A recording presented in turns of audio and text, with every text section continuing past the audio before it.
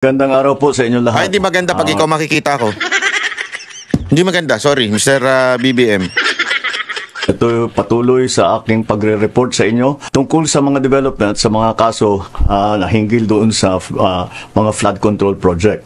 At i-report ko po na ngayong araw yung AMLAC, yung Anti-Money Laundering Council, nakakuha na po ng 2 freeze order. This brings the total amount of assets frozen to about 12 billion pesos. Kasama po dito ang mga air asset ni Saldico, ang value mga 4 billion.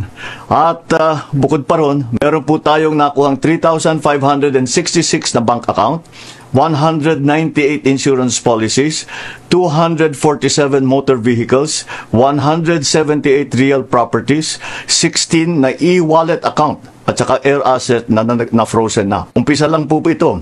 Mas marami pong asset ay mafo-frozen para maibalik ang pera ng tao sa kanila.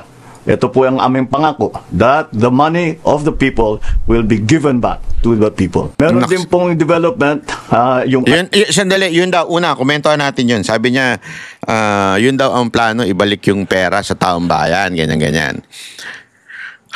Etong pagsisiwalat ni Marcos sa mga ganito, akala niya natutuwa ang tao. Akala niya nasasatisfy ang tao. Hindi. Paulit-ulit na sinasabi ng mga Pilipino, taong bayan, mga netizen, at sinasabi nilang, wala kaming pakialam dyan sa mga yan. Mga maliliit lang yan. Magkano lang ninakaw niyan? Milyon lang. Ang kailangan namin yung nagnakaw ng bilyon. Ikaw, Mr. Marcos, hanggang hindi nakukulong ang pinsan mo, walang mangyayari.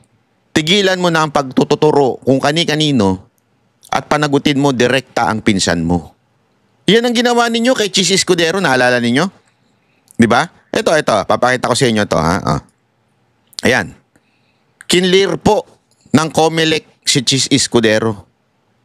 Ang linaw po niyan, kinlir na po ng COMELEC. Bakit dati, talagang kaliwat kanan ang pambabato ninyo kay Chis Escudero? Di ba kaliwat kanan yan eh? Donation, ganito, ganyan. Tapos, yung pala cleared. Kasi nga, yung time na yan, dyan na po tumutungo kay Romualdez eh. At dahil nga sa binanggit na mismo ni Chis Escudero yung the name you cannot mention, si Romualdez at saka si Saldico, biglang lahat ng atake na punta kay Chis Escudero. Naalala niyo yun? Yung pala cleared. Ibig sabihin, kung babalikan natin na lahat, yung mga pang-atake pala ng mga hindot na mga bayarang vlogger at mga trolls, para lang talaga i-divert ang issue sa Romualdez na ito. Kaya itigil nyo po yan. Itigil nyo po yung pagtututuro nyo sa iba. Ngayon, ang pinagtitripan naman ninyo si Spokes, Harry Roque. Di ba? Yan ang pinagtitripan ninyo pagkatapos ito. Alam mo, Mr. Marcos, kung gusto mong masatisfy ang mga Pilipino, itigil mo na yung mga maliliit ninyong paghuhuli na nakala ninyo natutuwa kami. Hindi. Walang natutuwa sa'yo. Matutuwa lang kami pag nakulong si Romualdez, kasama ka. Yun, maaari pa kami matuwa nun. Pero unahin mo na muna si Romualdez bago ikaw. Yung sa'yo, siyempre, kailangan mo na i-impeach, ganun, kailangan mo ng ano. So, si Romualdez muna. Tuloy natin to, ha? May karagdagang pang banat ito. Kala mo naman na nakakatuwa yung banat niya. CI at saka ang DPWH magsusumit po ng ebidensya sa ombudsman and magrekomenda sila ng kaso ng plunder, anti-graft, bribery, conflict of interest sa 8 congressman na may-ari ng mga construction company na may proyekto sa DPWH. Asa na? Tagal. Meron po akong ibabanggit sa inyo. Dinapitan po kami ng abogado ni Saldico. At nagtatangkang mag-blackmail na kung hindi po namin kakanselihin daw ang passport niya, hindi na raw siya maglalabas ng video. Mr. President, do you know that kind of accusation is what they call this, pwedeng maging maging cause ng disbarment case doon sa abogado. That's a serious matter, Mr. Marcos, BBM. Seryoso yan. Dahil kung totoo yung sinasabi mo, dapat ma-disbar itong abogado ni Saldico. Kaya, yung ganyan mo, walang ebidensya yan. Kung gusto mo talagang patunayan na totoo yan, kasuhan nyo ng disbarment. Then present an evidence. Imposible kasi. Imposible na walang witness. Wala namang makakalapit sa'yo nang walang witness. Walang video. Unless nakikipag-secret meeting ka. Di ba? May CCTV ba na pumunta sa Malacanang yung abogado? May CCTV ba? May video ba na nakipagkita sa'yo? I mean, naiintindihan niyo ibig ko sabihin, mga kababayan. Hindi ko kinakampihan yung abogado, ha? Kaya lang, disbarment case yan. Kung sakasakali, di ba? Binlockmail ang presidente. Ang lupit nun, Brad. I mean, sinong gunggong na abogadong papayag na sabihan siya nung client niya na, lapitan mo yung presidente, blackmail mo, ha? Hindi na kamo natin lalabas yung pogi video natin pagka hindi kinansela yung passport. Ako, sa totoo lang, etong akusasyon ni Marcos, ang isa sa pinaka-stupid thing na nakikita ko dito sa ano. Alam niyo kung bakit? Sa sobrang yaman ni Zaldico, kaya naman niya magkaroon ng passport na iba. Kung yun lang ang issue, yung passport. Kasi remember, ang issue dito, passport not yung cases. Hindi sinabi. Kasi okay, pwede pa siguro nating matanggap kung sasabihin ni Marcos na sige, hindi na namin kayo ituturo, wag nyo na akong idiin. Yan, pwede pa yan. Okay? Kasi totoo naman I mean, minsan nangyayari yan sa mga kasuhan, 'di ba? Yung parang bang nag-uusap na lang, nagkasundo na lang yung dalawa, pwede yan, ha? Oh. Pero yung sabihan lang sa'yo na wag mong cancelahin yung passport ko, wala na ako ilalabas na video, malaking katarantaduhan yan. Sorry that is stupidity. Yung sabihan na magsabi yung isang tao, wag mo nang cancelin yung passport ko, kayang-kayang gumawa ng passport. Mr. BBM at saka kung sino man yung nagbigay sa'yo ng script na yan, mag-google kayo. Maraming may mga bansa ang maaari ka makakuha ng passport basta meron kang malaking pera doon or investment or business, ika nga. Sa laki ng pera ni Zaldico, kayang-kaya niya yan. Diba? Hindi niya kailangan yan. At pwede nga siyang tumakbo, magtago lang. Hindi niya kakailanganin yung passport. Sa tindi ng impluwensya niya. Sa tindi ng pera niya, kayang-kaya niyang gawin yun. So, masyadong ito'y katang-isip. Parang yung mga ganitong klaseng script. Script to ng mga nakatira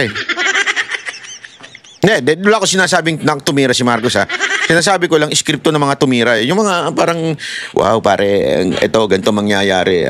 Ito, yung mga nag-i-imagine, Wala kasi kayong kaibigang adik,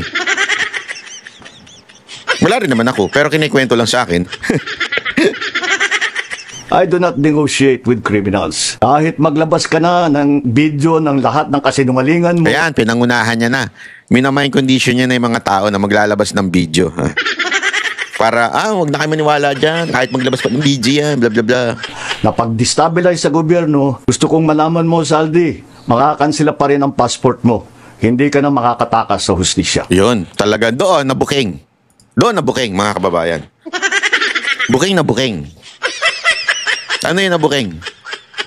Tinawag siyang first name Zaldi. Ibig sabihin, talaga meron silang closeness na hindi niya pwedeng i-deny. Kasi ganun yun di ba? Pagka tinawag yung first name mo, para bagang close kayo kaya yung mga vlogger na bumabanat sa akin, tatawagin akong Byron. Alam mo yung mga vlogger na yung gusto makipag-close sa akin, malamang bayot yung mga yan. Kasi hindi ko tatawagin ng Byron ng by first name. Yung ayaw ko. Tatawagin ko lang syempre yung mga first name, yung mga kursunada ko. Pero pag ayaw mo yung tao, hindi mo tatawagin first name. Kaya yung mga vlogger ni Marcos, pag tumawag ng Byron, by chance sigurado. 100%. Merong yan. Ito pa. Ito mas itong mas may tama. Yusek, good morning. Kuha lang po ako ng reaction from the palace. Kahapon po kasi may pasabog si dating Congressman Saldico at isinama na po niya si Presidential San at House Majority Leader Sandro Marcos. Alam po ba ni Pangulong Marcos yung akusasyon ni Saldico laban kay Kong Sandro na sinasabing nag-insert ng 50 billion may nagkaroon siya ng 50 billion budget insertion. Ano po yung reaction ni Pangulo dito? Unang-una po ay nakapagsalita na po at nagpahayag na po ng denial si Congressman Sandro Marcos. Yan daw po ay kasinungalingan ayon sa kanya. At sa atin naman po, bago tayo magbigay ng anumang tugon dyan, mas maganda po siguro na tapusin na muna kung siya man po yung nagsasalita ni Zaldico ang kanyang mga mensahe, ang kanyang mga di umanong mga kwento mula video 1, 2, 3 hanggang video 4 and 5. Madaling nag-iba ang kanyang hairstyle. Kaya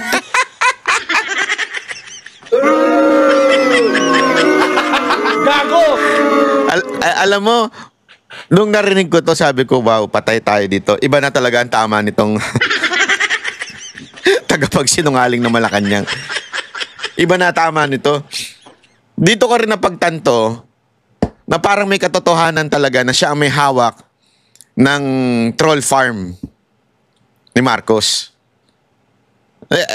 Kasi di ba may alleged na siya daw ang may hawak, siya daw ang head ng mga vloggers ni Marcos, yung mga tanso vlogger. Dito ko naisip na aba may posibilidad nga. Kasi ganun siya mag-isip. At ini-echo siya ng mga vlogger niya. Ay, yung mga vlogger ni Marcos, ini-echo siya. Ganyan sila mag-isip na kesyo, tignan yung details ng sinabi, ang titignan, yung hairstyle, nagbago daw. Puta, hindi ba pwede magsuklay? Hindi ba pwede mag-spray net? Meron pa bang spray net ngayon? Alam niyo yun, parang, kunwari ako nakita ko yung video ko eh. Pag nakita kong video ko, ganito itsura ko, sasabihin ko, kailangan kong lagyan ng konting powder. Kailangan ko lagyan ng konting pampaano ng mga mukha-mukha, ng mga wrinkles.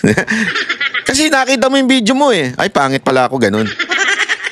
Hindi ko naman sinasabi na sinabi ni Zaldi ko, pangit siya. Siguro nasabi niya, ay, bakit ganun yung buhok ko, ang gulo-gulo. Mag-ayos na nga ako ng buhok para naman presentable yung video ko. Tapos yun ang pupunahin mo? tuwing makikita natin at masasabi natin ang mga inconsistencies, maaaring magbago rin siya ng kwento. So dapat matapos muna lahat ang kanyang mga sinasalaysay dahil sa tuwing mapupunan natin ang kanyang mga inconsistencies, sumasabay po ang kanyang pagbabago ng kwento sa pagbabago ng hairstyle sa video.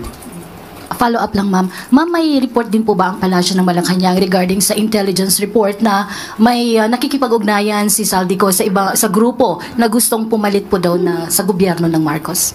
Wala pa po tayo masasabi patungkol dyan. Wala po tayong update at tingnan po natin kung meron pong ganyan mga alingas-ngas. So, ibibigay ko po sa inyo ang update kung meron man. Salamat, Yusek. Thank you. Next is Julie Baisa, 1PH. Morning, Yusek. Yesterday po napaulatan na aresto si former presidential spokesman Harry Roque. May official communication na po ba or clarification yung palas tungkol dito? Sa ngayon po, Lupit, magpapaiba-iba daw ng buhok sa iba-iba daw ang kwento. Inconsistent. Lupit mo. Ang ganda ng analogy mo, pang vlogger nyo. Sa po natin ang pamunuan po ng DILG at magbibigay na lamang po sila ng update kapag meron na po.